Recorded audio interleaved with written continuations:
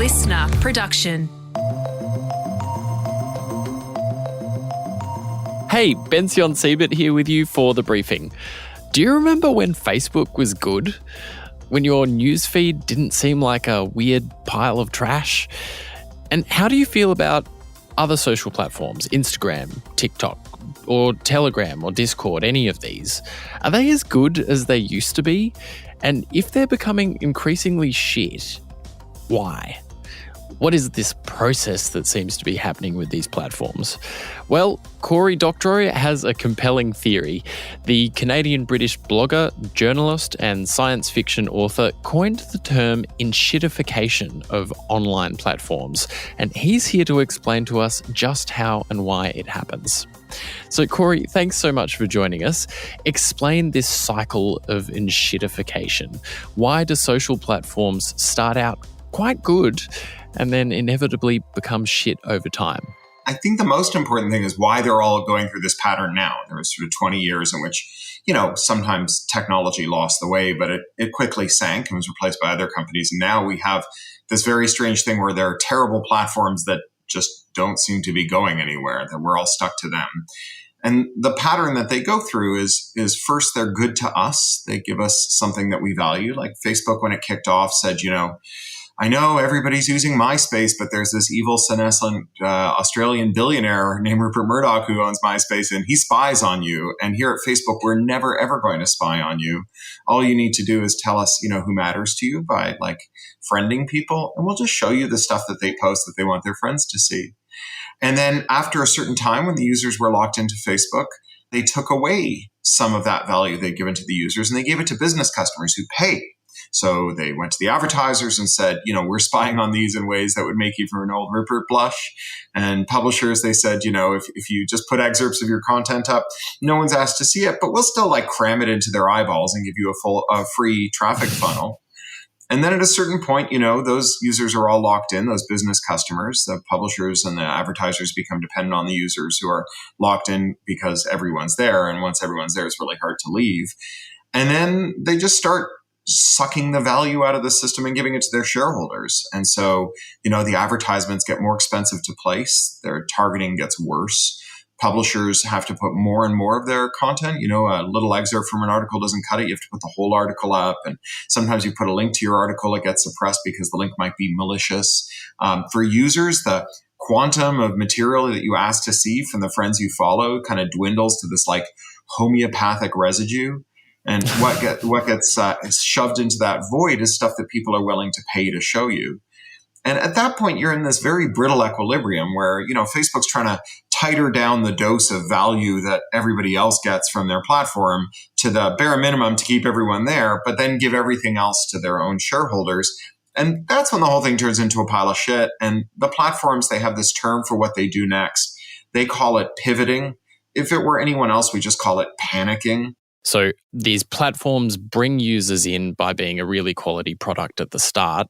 Then they bring advertisers and businesses in, and then they start benefiting the shareholders instead of those two groups of people. Yeah. What stage in the cycle is Instagram and TikTok right now? Well, they're probably at different stages. They're both pretty bad. They're in what I would call the prolonged senescence. Right? Prolonging the period after the platform should really be dead and leaving people stuck on the platform as it decays, it's not good. And both of these platforms, Instagram especially, but TikTok is heading into it, are in this period of prolonged senescence. They're in slow decline, but because they can stop people from making tools that make it easy to quit the project, right? An alternative client, say for Instagram, that lets you follow your Instagram friends after you leave Instagram. So you can see their messages, but you can go somewhere else, Mastodon or Blue Sky or any of these other services, so that, you don't have to choose between your friends and the service and a better service where they treat you better. The fact that there's no way to evacuate this area that's on fire all the time means that people are still living in the danger zone. And the danger is just going to get worse because these fire zones, these long past their sell-by date, decaying, dangerous sites aren't going to get fixed. They're just going to get worse. So we seem to be stuck in these social media platforms in a toxic relationship with them. What can and should we do about that? Well, we need to restore constraint. We need to bring back competition law. You've had some pretty good successes with that in Australia. When Rod Sims was running your competition bureau, he did some pretty muscular stuff. And, that's true in Canada and the United States and Europe and China. There's a lot of reinvigorated interest in antitrust. We need to find regulation that's hard to capture.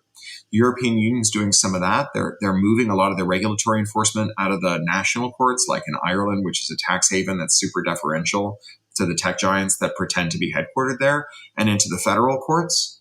We need to restore the right to interoperate. We need to restore the right to allow Australian tinkerers, hackers, engineers, entrepreneurs to say, all right, HP wants to sell Australians $10,000 a gallon ink.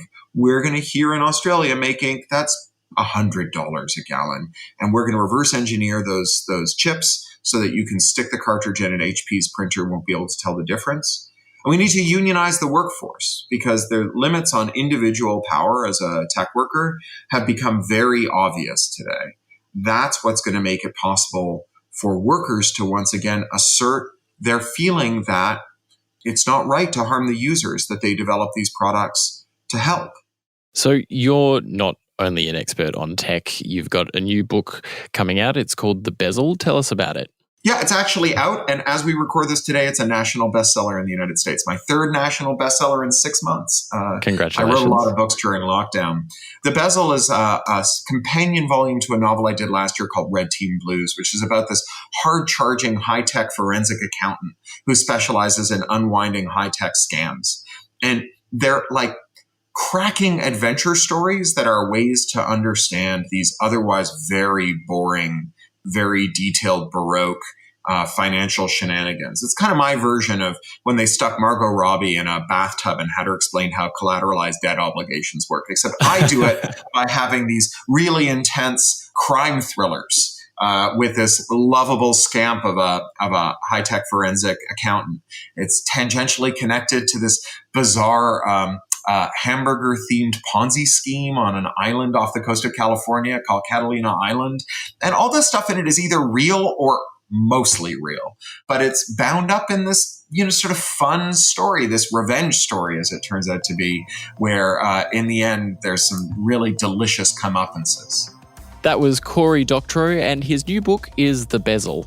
That's it for The Briefing this Friday afternoon, and we're always keen to hear your feedback and story ideas, if only to prove how stuck we are all on these social sites. The best way to contact us is by sending us a DM on Instagram at The Briefing Podcast. And check your feeds tomorrow because Antoinette Lattouf is back for the weekend briefing. Antoinette, what do you have for us? On the weekend briefing, I chat to the fascinating, super talented Rowie Singh. She's a beauty influencer, and not in the way you may quickly assume. Her makeup tutorials are these avant-garde, Indian-inspired works of art. She talks about how beauty influencers have reshaped the makeup industry, but also how it's allowed her to become an artist in a pretty untraditional way. She's clever, she's cool, she's all about inclusivity and expression, and it is an absolute must listen. Don't miss that one. And Tom Tilley will be back in your feed on Sunday, speaking with the boys from the band Royal Otis. I'm Bension Siebert, and from all of us here at The Briefing, have a great weekend.